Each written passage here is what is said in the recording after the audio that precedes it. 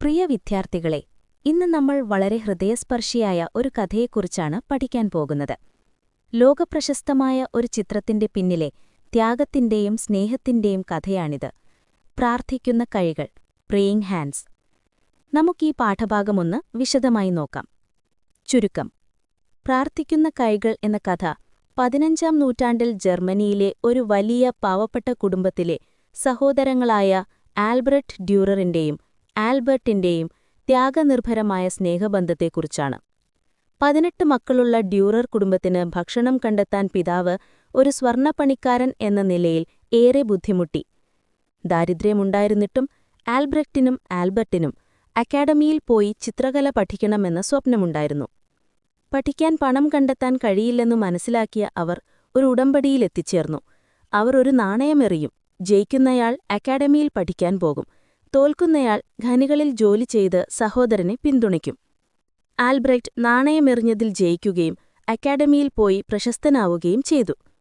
4 വർഷത്തിനു ശേഷം ഒരു വിജയകരമായ കലാകാരനായി അദ്ദേഹം തിരിച്ചെത്തി. വിരുന്ന് സൽക്കാരത്തിനിടെ അദ്ദേഹം ഇപ്പോൾ ആൽബർട്ടിന്റെ ഊഴമാണ് പഠിക്കാൻ പോകേണ്ടതെന്ന് പ്രഖ്യാപിച്ചു. എന്നാൽ ഖനികളിലെ കഠിനാധ്വാനം തന്റെ കൈകളെ ഭീകരമായി തകർത്തുവെന്ന് ആൽബർട്ട് കണ്ണീരോടെ വെളിപ്പെടുത്തി.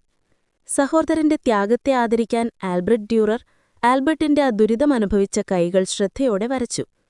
അദ്ദേഹം കൈകളെന്ന് പേരിട്ട ഈ ആദരവ് പിന്നീട് ലോകം പ്രാർത്ഥിക്കുന്ന കൈകളെന്ന് പുനർനാമകരണം ചെയ്തു. ആരും ഒറ്റയ്ക്ക് വിജയിക്കുന്നില്ല എന്ന വലിയ സന്ദേശമാണ് ഈ കഥ നൽകുന്നത്. ഇനി നമുക്ക് പാഠഭാഗത്തിന്റെ മലയാളം പരിഭാഷ നോക്കാം. 15-ാം നൂറ്റാണ്ടിൽ ജർമ്മനിയിലെ ഒരു കൊച്ചു ഗ്രാമത്തിൽ 18 മക്കളുള്ള ഡ്യൂറർ കുടുംബം ജീവിച്ചിരുന്നു. ഈ വലിയ കുടുംബത്തിന് ഭക്ഷണം നൽകാൻ വേണ്ടി സ്വർണ്ണപ്പണിക്കാരനായ പിതാവ് ദിവസവും ഏതാണ്ട് 18 മണിക്കൂർ ജോലി ചെയ്യുകയും മറ്റു ജോലികൾ കണ്ടെത്തുകയും ചെയ്യേണ്ടിവന്നു. ഈ ദയനീയമായ അവസ്ഥയിലും മൂത്ത കുട്ടികളായ ആൽബ്രട്ടിനും ആൽബർട്ടിനും ഒരു സ്വപ്നമുണ്ടായിരുന്നു.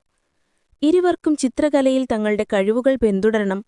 എന്നാൽ അക്കാഡമിയിൽ അയക്കാൻ പിതാവിന് കഴിയില്ലെന്നവർക്കറിയാമായിരുന്നു.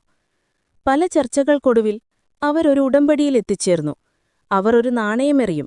തോൽക്കുന്നയാൾ അടുത്തുള്ള ഖനികളിൽ പോയി ജോലി ചെയ്യും. അതിൽ നിന്നുള്ള വരുമാനം ജയിക്കുന്ന സഹോദരനെ അക്കാഡമിയിൽ പഠിക്കാൻ സഹായിക്കും.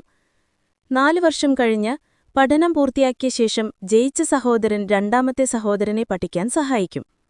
ഒരു ഞായറാഴ്ച പള്ളിക്കുശേഷം അവർ നാണയമെറിഞ്ഞു. ഇളയ സഹോദരനായ ആൽബ്രട്ട് ഡ്യൂറർ വിജയിച്ച് അക്കാഡമിയിലേക്ക് പോയി. ആൽബ്രട്ട് അപകടകരമായ ഖനികളിലേക്ക് പോയി. അടുത്ത 4 വർഷത്തേക്കു സഹോദരനെ പിന്തുണച്ചു. അക്കാഡമിയിൽ ആൽബ്രട്ടിന്റെ പ്രവർത്തനം ഉടനെ തന്നെ ശ്രദ്ധേയമായി. ബിരുദം നേടുമ്പോഴേക്കും അദ്ദേഹം തന്റെ സൃഷ്ടികൾക്ക് നല്ല പ്രതിഫലം നേടാൻ തുടങ്ങിയിരുന്നു. യുവകലാകാരൻ സ്വന്തം ഗ്രാമത്തിലേക്ക് തിരിച്ചെത്തിയപ്പോൾ അദ്ദേഹത്തിന്റെ തിരിച്ചുവരവിനെ ആഘോഷിക്കാൻ ഡ്യൂറർ കുടുംബം ഒരു പുൽത്തകിടിയിൽ വിരുന്ന് സൽക്കാരം നടത്തി. വിരുന്നിന്റെ അവസാനം ആൽബ്രറ്റ് എഴുന്നേറ്റ് നിന്ന് തന്റെ സ്വപ്നം പൂർത്തിയാക്കാൻ സഹായിച്ച പ്രിയപ്പെട്ട സഹോദരനു വേണ്ടി ടോസ്റ്റ് ചെയ്തു.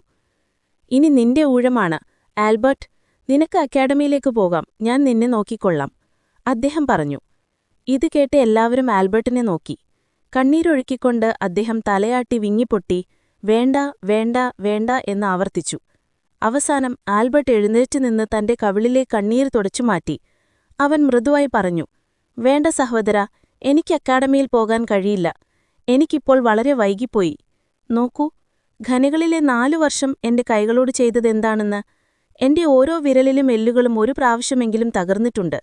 ഒരു ഗ്ലാസ് പോലും പിടിക്കാൻ എനിക്ക് കഴിയില്ല. പിന്നെ എങ്ങനെയാണ് ഞാൻ പേനയോ ബ്രഷോ ഉപയോഗിച്ച് ക്യാൻവാസിൽ കല ചെയ്യുക?" അതിനുശേഷം ആൽബ്രട്ട് ഡ്യൂറർ തന്റെ സഹോദരൻ ആൽബർട്ടിന്റെ ത്യാഗത്തെ ആദരാഞ്ജലി അർപ്പിക്കാൻ തീരുമാനിച്ചു. അദ്ദേഹം തന്റെ സഹോദരന്റെ ദുരിതമനുഭവിച്ച കൈകൾ ഉള്ളംകൈകൾ ചേർത്ത് ആകാശത്തേക്ക് നീട്ടി ശ്രദ്ധയോടെ വരച്ചു. അദ്ദേഹം അതിന് ലളിതമായി കൈകളെന്ന് പേരിട്ടു. എന്നാൽ ലോകം ഈ സ്നേഹത്തിന്റെ ആദരവിന് പ്രാർത്ഥിക്കുന്ന കൈകളെന്ന് പുനർനാമകരണം ചെയ്തു. ഈ സ്പർശിക്കുന്ന സൃഷ്ടി കാണുമ്പോൾ നാം ആരും ഒറ്റയ്ക്ക് വിജയിക്കുന്നില്ല എന്ന് ഓർക്കണം.